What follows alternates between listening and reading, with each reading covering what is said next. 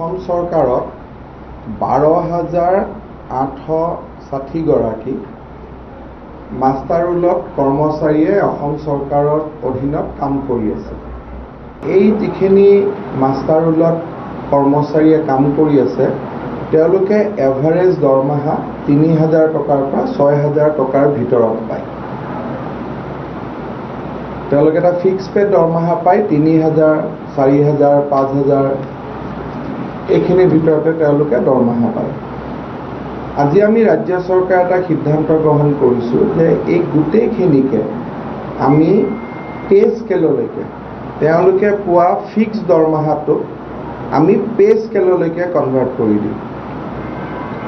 আৰু যেতিয়া আমি পে স্কেললৈকে কনভাৰ্ট কৰিম তেওঁলোকে যিটো আমাৰ 12,000 rupees পে স্কেল হ'ব, 3,900 গ্ৰেড পে হ'ব, 600 টকা মেডিকেল মাহিলী পাব আৰু তেওঁলোকে HRA হাউচ ৰেণ্ট এলায়েন্স আৰু DA পাব।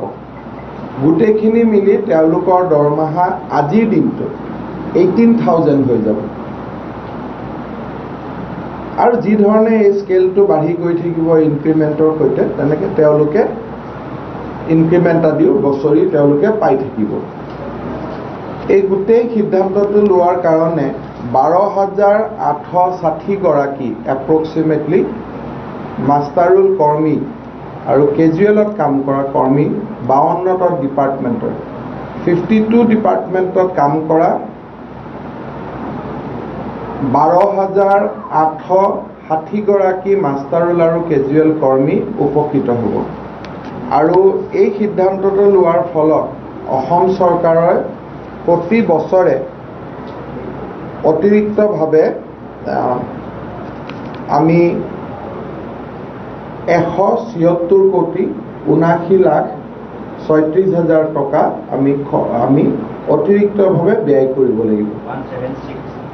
179,36,377 এই হিচাপখিনি আপোনালোকৰ মোৰ গ্ৰুপত দি দিব, আপোনালোকে লৈ ল'ব পাৰিব। চ' এডিশ্যনেলি প্ৰায় 180 কোটি টকা বুলি ক'ব পাৰে। প্ৰত্যেক বছৰে 180 কোটি টকা আমি অতিৰিক্তভাৱে খৰচ কৰিব লাগিব।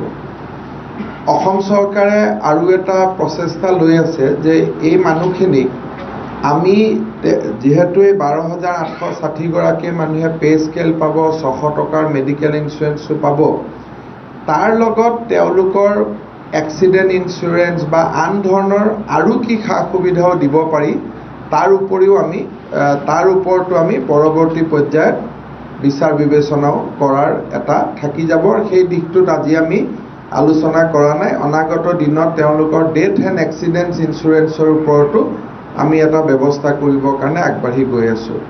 গতিকে এইটো এটা ঐতিহাসিক সিদ্ধান্ত এটা যে একেদিনাখনেই যি 3,000 বা 5,000 টকা দৰমহা পাই আছে এই 12,860 গৰাকী মাষ্টাৰ ৰোল কেজুৱেল ৱৰ্কাৰে একেকোবে 18,000 টকা আজিৰ দিনটোত পাব। আৰু প্ৰত্যেক বছৰে 3% যিটো ইনক্ৰিমেণ্ট অন্য কৰ্মচাৰী হৈ থাকে সেই ইনক্ৰিমেণ্টটো তেওঁলোকে পাই থাকিব।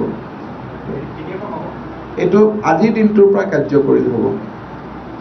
বেচিকেলি আমি নটিফিকেশ্যনখন ভাবি থৈছোঁ যে 1 নৱেম্বৰৰ পৰা আমি কৰিম। So' it will be come into effect from 1 November 2018।